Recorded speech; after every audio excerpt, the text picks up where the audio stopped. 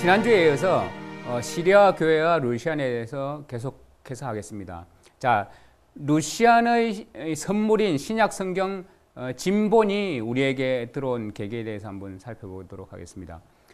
개신교 교단들은 표준 텍스트라고 불리는 그런 텍스투스 리셉투스를 헬라어 신약 성경 본문을 토대로 하여 세워졌습니다. 지금까지 헬라어로 쓰인 사도들의 기록들이 영어나 독일어, 네덜란드어 등과 같은 다른 언어들로 번역된 것은 바로 이 텍스트에 의해서 번역된 것들입니다. 암흑시대 동안 표준 텍스트는 헬라 교회 밖에서는 거의 알려져 있지 않았습니다. 이 텍스트는 위대한 학자였던 에라스무스의 수고로 다시 기독교로 돌아올 수 있었던 것입니다. 이 표준 텍스트를 실제로 편집한 사람은 루시안이라는 사실은 거의 알려져 있지 않습니다. 루시안을 대적하는 사람들 중 그 어떤 사람도 이 일이 루시안의 공적이었다는 사실을 부인하지는 않습니다. 헬라어 신약 성경은 루시안이나 에라스무스가 기록한 것이 아니고 사도들이 기록한 것입니다. 하지만 루시안의 시대에는 타락의 홍수가 성경 본문들과 성경 신학을 유린하기 위한 시도들을 조직적으로 행하던 배도의 세대였습니다. 알렉산드리아 대학의 오리겐은 스스로 성경과 성경 주석을 만들었는데 여기에는 수많은 오류들이 포함되어 있었습니다. 그는 또한 이 성경과 성경 주석에 자신의 궤변과 거짓으로 이어지는 철학적 고찰들을 이입시킴으로써 그것들의 모양을 흉하게 만들어 버렸습니다. 루시안은 이 거룩한 성경 기록들의 진실성을 증명하고 그것들을 보호하고 또한 그것들을 전해주는 일에 누구에게도 비할 데가 없는 성공을 이룸으로써 모든 세대가 감사해야만 하는 유산을 남겨주었습니다. 이 거룩한 성경 말씀에 대한 훼손이 수도 없이 자행되었습니다.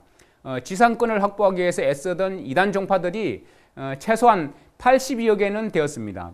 각각의 종파들은 자기들 마음대로 성경 본문에서 어떤 페이지는 삭제하기도 하고 거기에 어떤 페이지를 더하기도 하였습니다. 루시안은 사도들에 의해서 교회에 남겨진 글들을 판별하고 보호하기 위해서 이에 대한 증거들과 그 흔적들을 수집하였습니다. 이런 증거 수집이 그 얼마나 뛰어나고 놀라운 일이었는지 잘 살펴보시기를 바랍니다.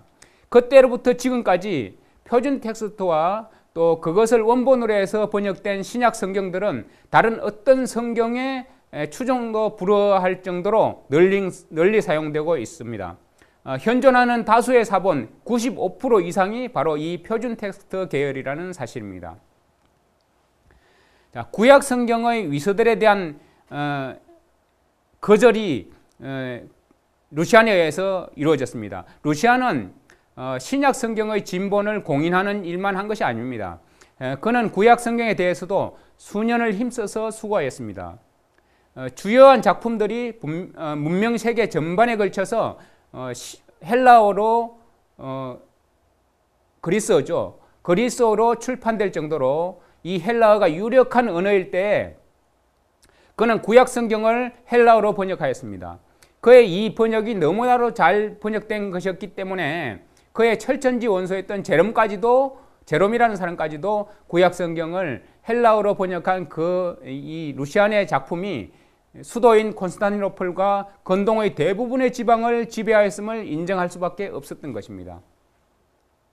이 제롬 역시 같은 분야에 입문하여 히브리어 성경을 헬라어뿐만 아니라 라틴어로도 번역했습니다. 히브리어 성경에 대한 이 두 번역판이 나왔을 때 루시안의 번역판과 그리고 제롬의 번역판 사이에는 한 가지 두드러진 차이점이 존재하게 되었습니다. 이 제롬의 라틴어 번역판은 외경이라고 불리는 7권의 위서들, 조작된 성경들이 첨가되어 있었습니다. 이 외경은 개신교에 의해서 계속적으로 거부되어져 온 그런 책들입니다. 이 책임을 제롬에게 다 돌릴 수는 없는데, 왜냐하면 그 자신은 이 위서들을 믿지 않았기 때문입니다.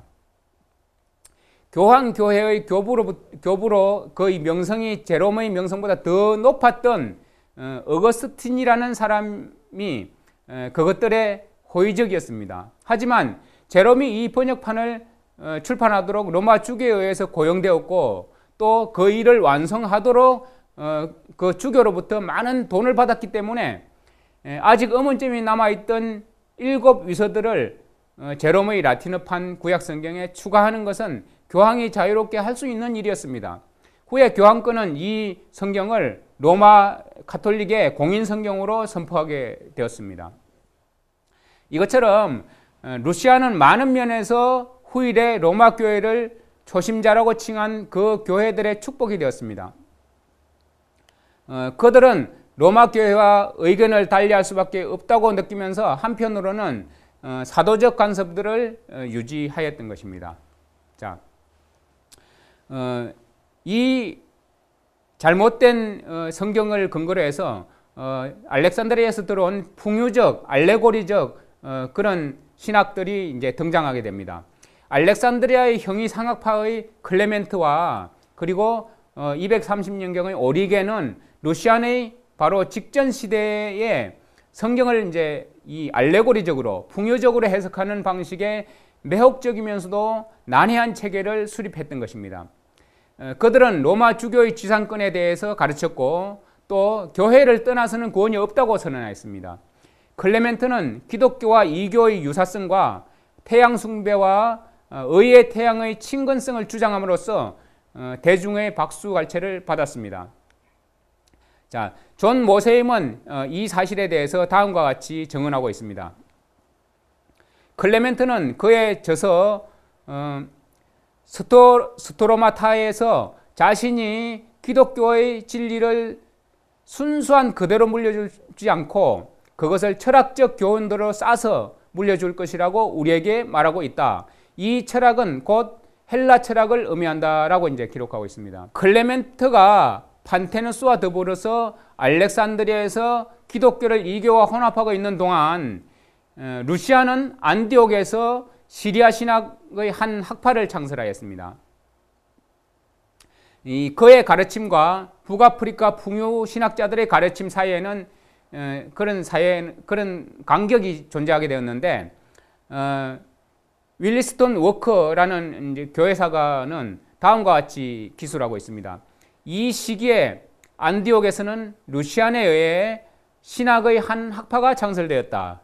그의 생애에 관해서는 그가 장로였고 사모타사의 포를 반대하고 극복한 안디옥 학파에는 참여하지 않았으며, 안디옥에서 275년경부터 303년경까지 가르쳤다는 것, 그리고 312년에 순교하였다는 것 등 외에는 별로 상세히 알려져 있는 것이 없다. 오리겐처럼 이 루시안도 성경 본문 연구와 주석에 많은 노력을 기울였다. 하지만 그의 성경 해석은 대알렉산드리아의 풍의적 성경 해석방과는 거리가 아주 멀다.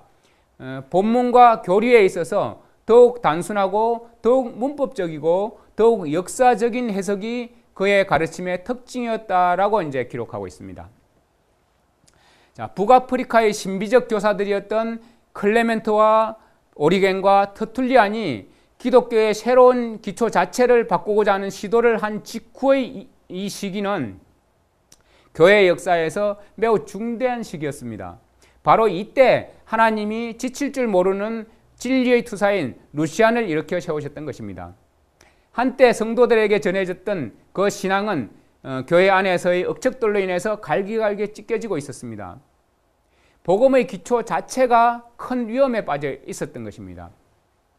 자, 이 시리아의 기독교는 이어지는 여러 세기 동안에 지대한 공헌을 하였고, 이로 인해서 후세대들은 루시안에게 큰 은혜를 입은 것입니다.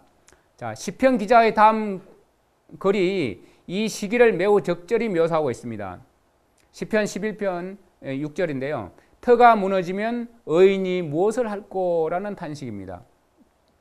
자, 루시안과 동시대 인물로 로마 교회가 마음에 들어했던 한 역사가에 따르면 이 순교자는 이때 한 신앙 고백서를 입안하였다고 이제 합니다. 자, 전통이 성경보다 우위에 서는 것을 루시안은 강력히 반대했습니다. 사도 바울은 자신이 떠난 후에 성직자들 중 어그러진 말을 하며 흉악한 이리처럼 양떼들에게 들어와서 사람들이 일어날 것임을 예언하였습니다. 바울은 장차 이 같은 일이 일어날 것이라고 말하였고, 루시안은 이 루시안의 시대에 이 같은 일이 이미 일어났다고는 사실을 실제로 말할 수 있었던 그런 시기입니다. 바울이 죽은 후 100년 안에 현재 로마 천주교, 로마 가톨릭에서 높이 추앙을 받고 있는 저술가들이 쓴 글들에서 전통을 거룩한 성경 혹은 그 이상의 차원까지 높이는 내용을 찾아볼 수 있습니다. 자, 루시안과 같은 세기에 살던 터툴리안은 죽은 자들을 위한 성체 봉헌, 그리고 이마에 하는 십자가의 표, 그리고 침례를 위해서 후보자들을 3번 물에 이제 담그는, 침수시키는 일 등을 설명한 후에 다음과 같이 말하고 있습니다.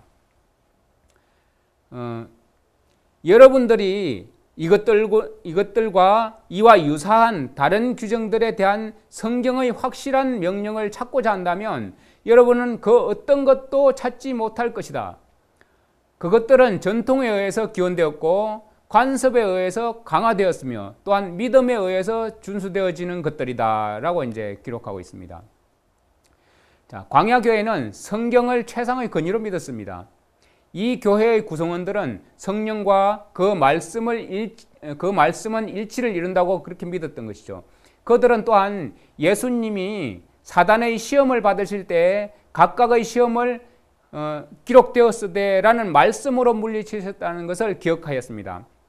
성경을 구원을 위한 절대 무오류의 안내서로서 믿는다는 것은 곧 그 어떤 것에도 성경의 권위보다 더 높은 권위를 부여하지 않는 것을 의미하는 것입니다. 전통을 높이고 그것을 성경과 같은 차원에 두는 것은 각양의 모든 글들이 거룩한 하늘의 인을 받을 수 있도록 허락하는 문을 열어주는 것입니다. 더 나아가서 이 일은 신자들로 하여금 그 많은 문헌들을 모두 식별해내야만 하는 성취 불가능한 짐을 지게 만드는 일이나 마찬가지죠. 자, 개신교와 천주교는 둘 다 성경이 하나님의 말씀이라고 가르치긴 합니다. 하지만 차이점이 있습니다. 개신교는 오직 성경만을 인정하는 반면에 교황권은 교회의 전통들을 성경과 같은 수준으로 올려놓는다는 사실입니다. 로마 천주교회가 그 결정을 교리의 최상 권위로 여기고 있는 1545년에 열린 트렌트 종교회에는 성문과 불문 전통에 대해서 다음과 같이 이제 말하고 있습니다.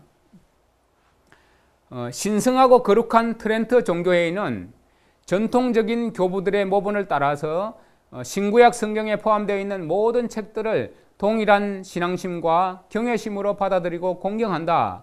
우리는 유일하신 하나님이 신구약 성경의 저자이심을 믿는다. 우리는 또한 그리스도가 당신의 입으로 직접 말씀하셨거나 혹은 성령이 말씀하신 후에 천주교회 안으로 지속적으로 보존되어 온 그 전통들도 동일하게 받아들인다라고 이제 기록하고 있습니다. 참 얼마나 황당한 일입니까? 자, 우리는 그 이름이 널리 알려져 있는 볼티모어 추기경 기본서의 말을 통해서 이 원칙이 여전히 로마 천주교회 안에 널리 받아들여지고 있다는 사실을 알 수 있습니다. 그는 오랫동안 미국에서 그의 교회를 대표하는 인물이었습니다. 그는 다음과 같이 기록하고 있습니다. 한번 살펴보겠습니다. 믿음의 규칙, 곧 하늘로 인도하는 올바른 지침서는 구원에 필요한 모든 진리를 가르쳐 줄 수 있어야만 한다. 현재 성경은 그리스도인이 믿어야만 한 모든 진리를 포함하고 있지 않다. 자, 여기 보니까 다시 현재 성경은 그리스도인이 믿어야만 하는 모든 진리를 포함하고 있지 않다라고 기록하고 있습니다. 성경은 또한 그리스도인이 행복하여야만 하는 모든 의무를 명백히 요구하고 있지도 않는다. 다른 신뢰들은 차치하고라도 모든 그리스도인들은 일요일을 신성시하고 그 날에 불필요한 노동을 금해야 할 의무를 지니고 있지 않은가라고 기록하고 있습니다. 자, 여기에 일요일을 언급하면서 일요일을 신성시하고 그 날에 불필요한 노동을 금해야 할 의무를 지니고 있지 않는가라고 이제 질문을 하고 있습니다. 이 말은 뭐냐면 안식일을 일요일로 이렇게 바꿔서 일요일을 신성시하고 그 날을 지켜야 한다라고 말하고 있는 것입니다. 이 율법에 대한 준수가 우리가 행하여야만 할 거룩한 의무들 중 가장 중요한 것들에 포함되어 있지 않은가라고 말합니다. 하지만 성경을 창세기에서 요한계시록까지 모두 읽는다 해도 여러분은 일요일의 신성성을 인정하는 구절을 단 한 구절도 발견할 수 없을 것이다. 자, 여기에서 단 한 구절도 발견할 수 없을 것이다라고 또 시인을 합니다.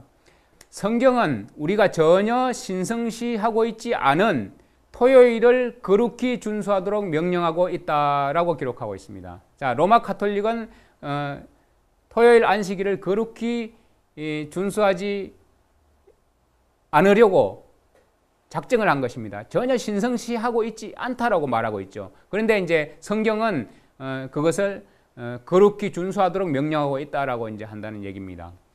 자, 루시안에게는 그의 시대에 몰아치고 있던 이 오류의 파워와 맞서서 싸워야만 하는 의무가 지어진 그런 인물입니다. 자, 그는 그의 가르침에서 전통을 높이고 있는 알렉산드리아 학파의 정면으로 맞섰습니다. 터툴리안은 직간접적으로 교황권의 관심을 샀던 그 이전의 다른 북아프리카의 저술가들이 유지했던 그 입장을 여전히 견지했습니다. 루시안은 십계명 준수의 의무에 관한 모순된 가르침들과 맞서서 싸웠습니다. 동일한 모순이 지금 오늘날의 교황권의 교리에서도 발견됩니다. 가톨릭 백과사전은 다음과 같이 기록하고 있습니다. 한편 교회는 휴식일을 유대인의 안식일, 즉 주일 중 7째 날에서 첫째 날로 바꾼 후에 셋째 계명의 일요일이 주의 날로서 거룩히 준수되어야 할 날임이 언급되도록 하였다.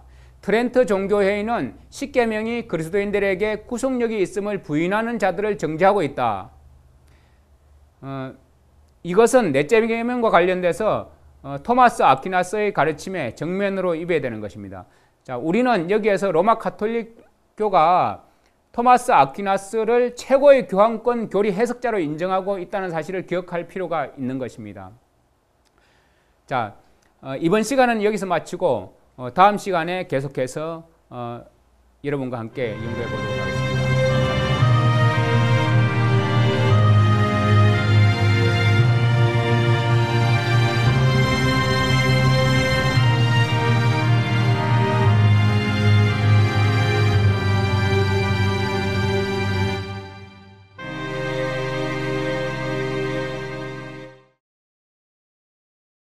당신은 행복이 가득했었고 불안이나 걱정도 없었습니다. 하지만 당신은 세상을 살아가면서 쉼이 없음을 느끼기 시작했습니다. 잊혀지거나 부족해선 안 되었고 나를 더 나타내야 했으니까요. 그래서 우리는 기다립니다. 다시 찾은 그때의 행복을, 순수함이 묻어있는 그 행복을 우리와 함께 당신도 찾을 수 있도록 우리는 당신을 기다립니다. 생애예비 바이블 카페